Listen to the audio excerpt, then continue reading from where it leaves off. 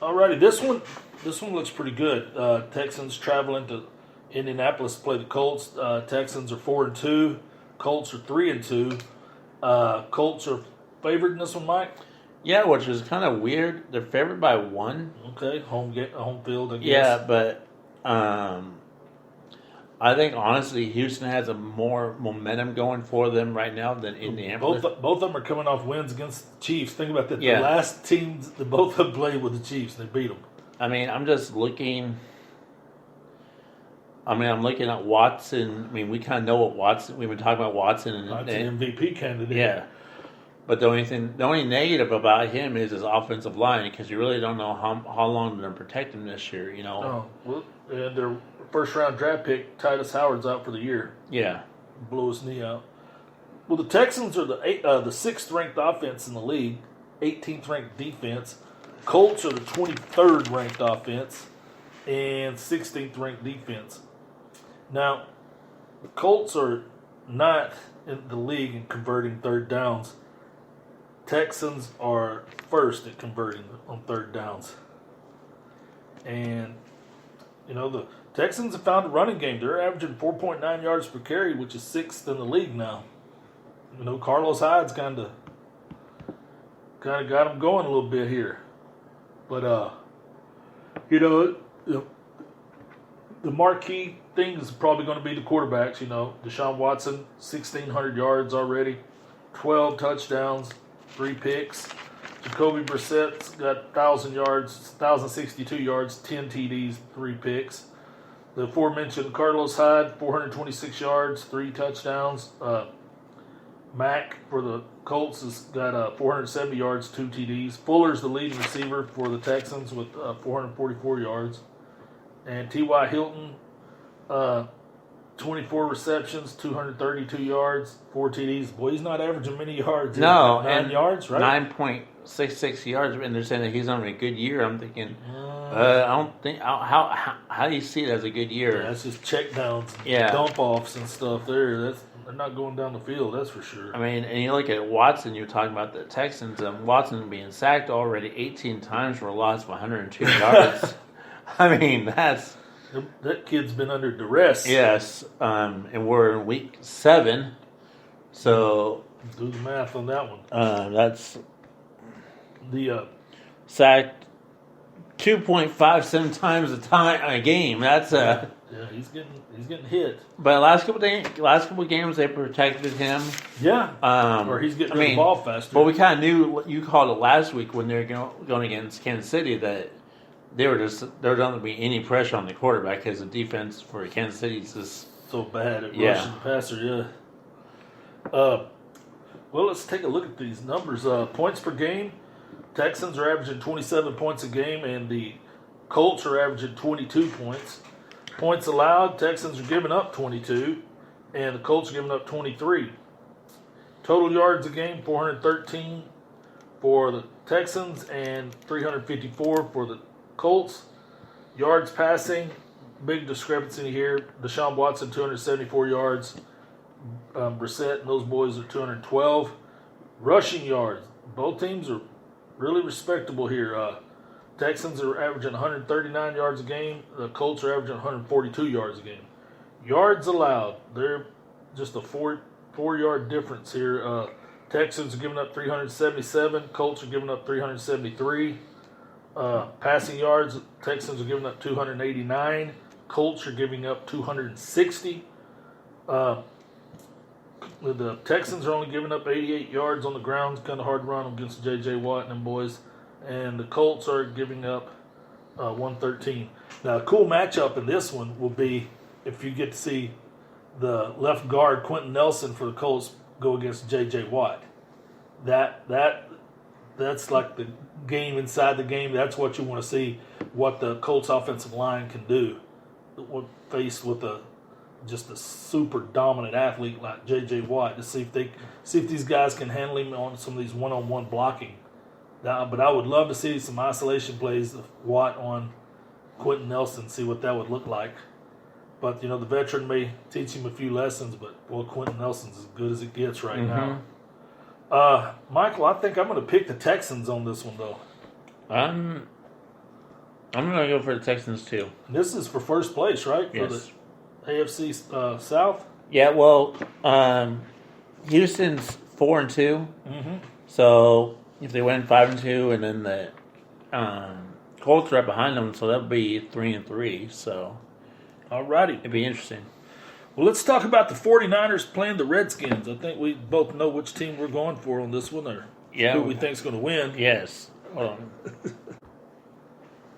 In the yawner of the week, we got the 5-0 49ers, San Francisco 49ers traveling east to go play the 1-4 Washington Redskins, who got their first win last week after they got to play the Dolphins. Yep. New coach.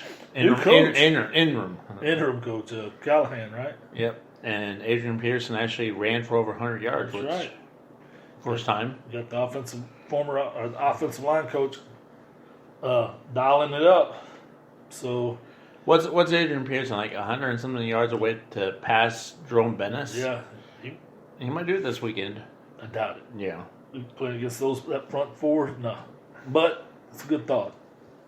Okay, let's get into some of this stuff here. We've got Jimmy Garoppolo. He's got 1,160 yards passing, 7 TDs, 5 picks. So he's not been careful with the ball. Case Keenum, close to him, 1,136 yards, 9 touchdowns, and only 4 picks. Breida, the leading rusher for the Niners, 376 yards, 1 touchdown. The ageless one, Adrian Peterson, 226 yards, 1 touchdown. Leading receiver for the 49ers, George Kittle, the tight end, 31 receptions, 338 yards, 1 TD.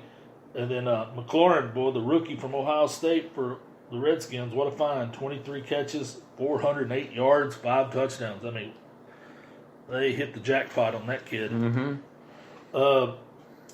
Stats, just, 49ers are the 4th-ranked offense in the league, 2nd-ranked defense. This one looks like a mismatch. Offensively, the Redskins are 28th, and they are 25th in defense.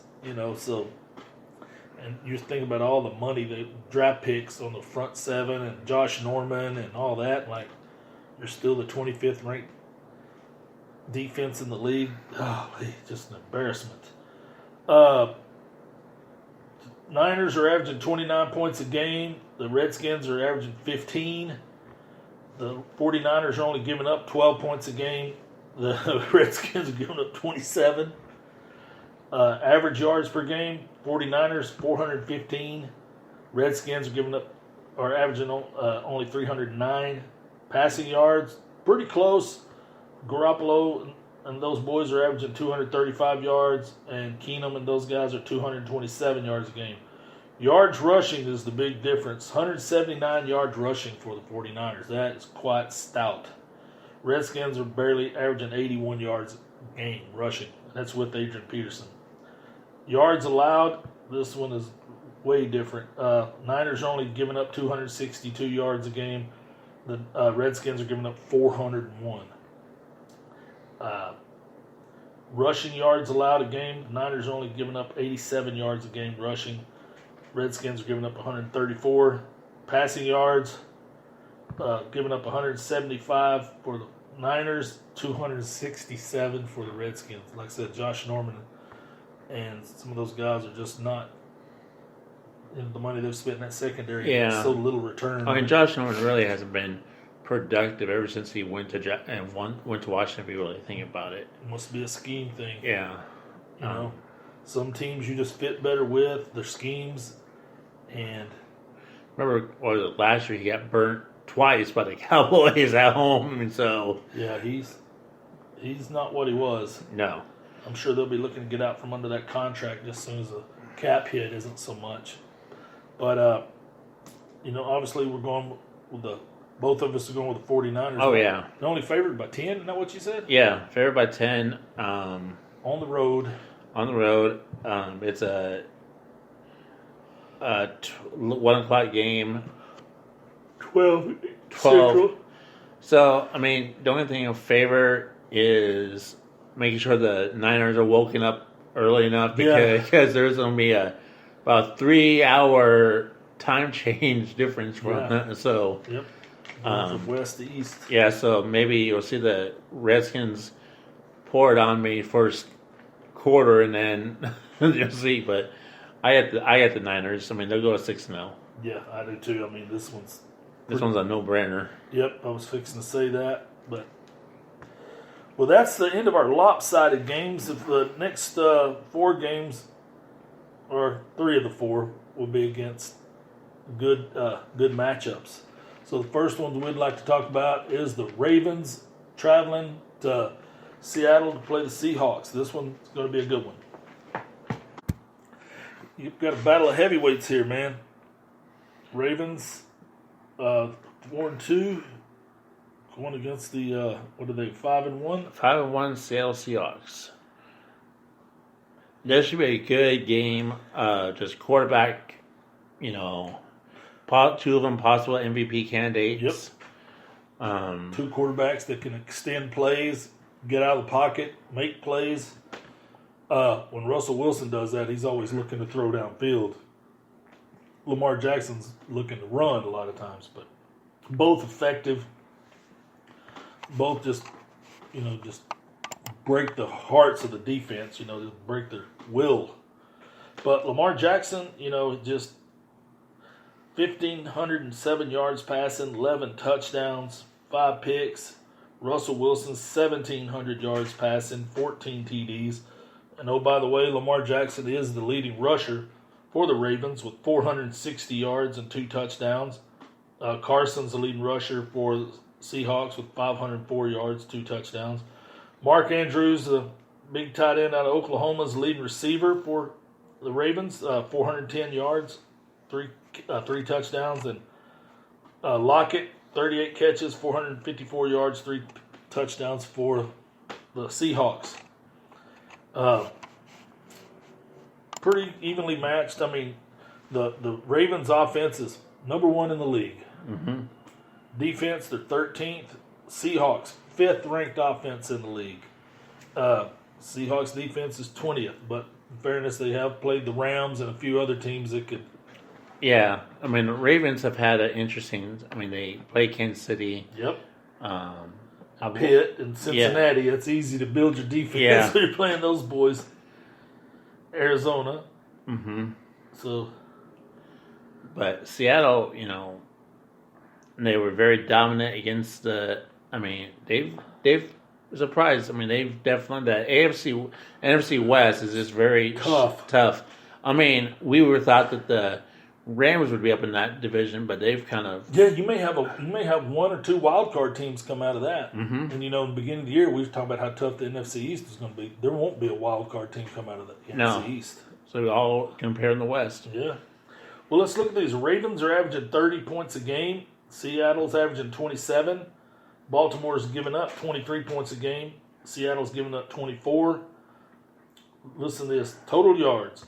Number 1 in the league. 465 yards a game for the Ravens. Seattle's only giving up 414 yards per game.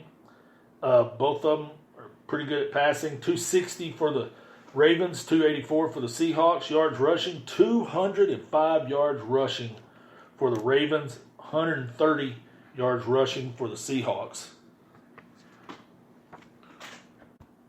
Yards allowed, the Ravens are giving up 362 yards a game. Seahawks are giving up 370 passing yards. Ravens are giving up 282. Seahawks giving up 277. Yards rushing. Well, neither one of these teams are giving up any rushing yards. No. Ravens are only giving up 80 yards rushing. Seahawks are only giving up 92. So this one's going to be all about the quarterback. Yeah, and I'm going for Seattle on this one. I am too. I'm more of an NFC guy, but this one's going to be a shootout of epic proportions, man. Yeah. What other game you want to talk about? Let's talk about the Vikings and the Lions. Sounds good.